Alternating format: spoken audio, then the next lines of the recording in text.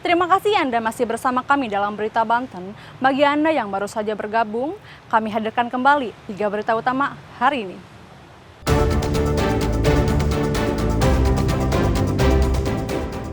Lapuk dimakan usia, rumah milik pasangan lansia di Lebak ambruk.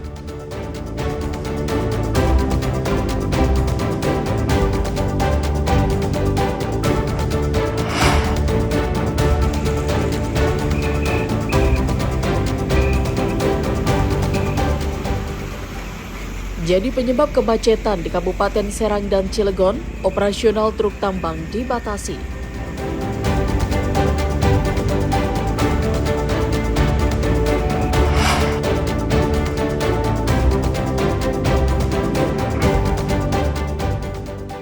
Puluhan truk di kawasan industri modern Cikande terkontaminasi radioaktif. Petugas Gegana lakukan dekontaminasi.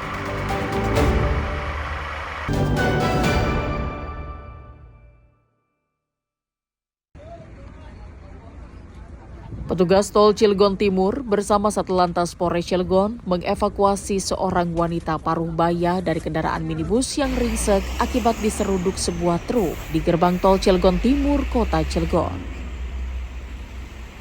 Dalam peristiwa ini, pengemudi wanita berlumuran darah dan langsung dibawa ke Rumah Sakit Umum Daerah Kota Cilegon untuk mendapatkan perawatan medis.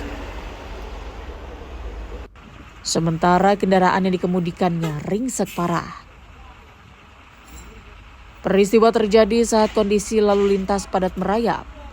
Di saat bersamaan, dam truk dari arah belakang menabrak minibus tersebut hingga terjepit ke kendaraan trailer yang ada di depannya. Kecelakaan tabrak belakang ini terjadi karena mobil yang dikemudikannya mengalami remblong sehingga tidak dapat dikendalikan saat kendaraan tersebut meluncur.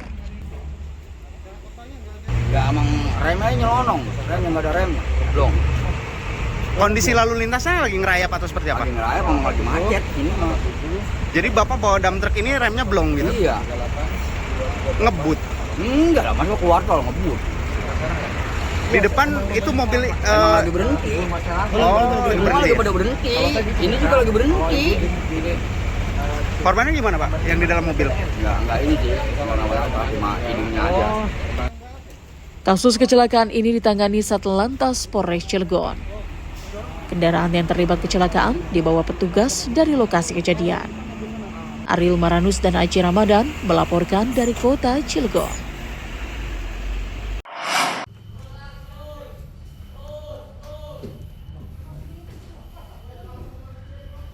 Salah satu ruko di Jalan Mayor Mukhlis, Kota Serang terbakar. Petugas pemadam kebakaran yang mendapatkan informasi langsung menuju ke lokasi untuk melakukan proses pemadaman. Proses pembuangan asap. Karena tidak Petugas ada harus blower. memecahkan kaca lantai 2 Lokasi bangunan ini untuk melakukan masih dalam pemadaman. pendinginan. Di lokasi Api Jaya mulai Taruna, berkobar silakan. saat renovasi. Dekat dengan lampu merah. Batu Saat Bali. kejadian, para 55 pekerja derajat. sempat panik karena api dengan Terima cepat kasih. membesar. Khawatir api akan merembet ke bangunan lain, pemilik ruko di sekitar lokasi langsung mengevakuasi barang-barang. Pihak Damkar Kota Serang menerjunkan 4 unit kendaraan mobil damkar dengan belasan personil. Hanya berselang 15 menit, api dapat dipadamkan. Api diduga berasal dari korsleting arus listrik dan menyambar cairan yang mudah terbakar. Kronologisnya itu api itu mulanya dari ruangan kecil ya yang disiapkan untuk ruangan PlayStation.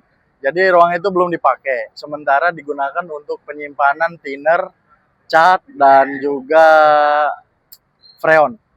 Jadi dugaan sementara itu terjadi konsleting listrik di situ yang menyambar ke bahan-bahan yang mudah terbakar itu. Ini api mulai kebakar jam berapa dan laporan ke damkar itu jam berapa? Kalau laporan yang kami terima itu jam 16.10. Kalau api terbakar itu mungkin sekitar 15 menit yang lalu, cuma kan belum menyadari karena ini kan posisi sedang ditinggal pemiliknya. Jadi yang laporan juga dari ruko sebelahnya.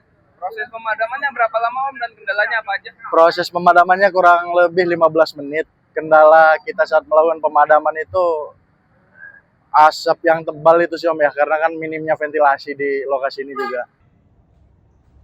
Akibat peristiwa ini, pemilik ruko mengaku mengalami kerugian hingga puluhan juta rupiah. Ariel Maranus dan Rifki Nugroho melaporkan dari Kota Serang.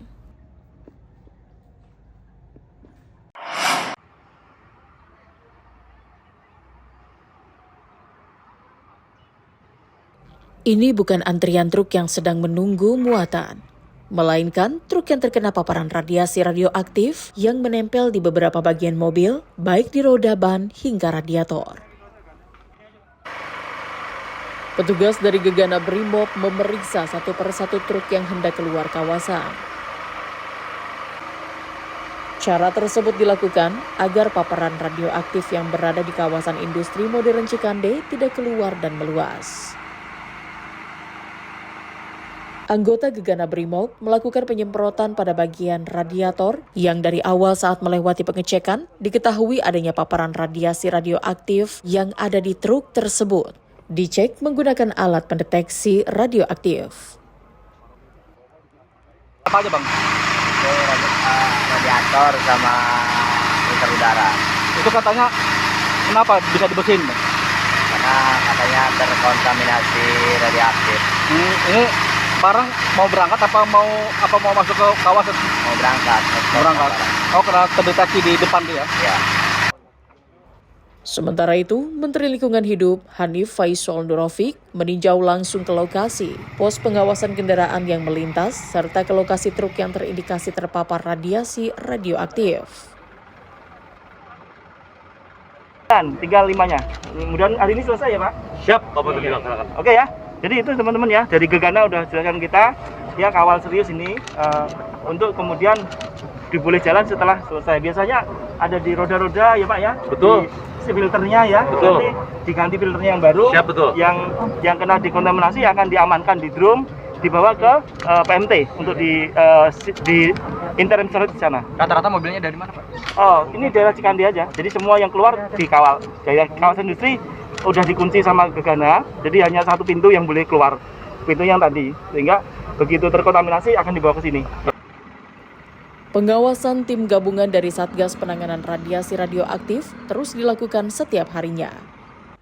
Setiap kendaraan besar yang melintas di pos pemeriksaan diperiksa dengan ketat agar paparan radiasi radioaktif tidak meluas.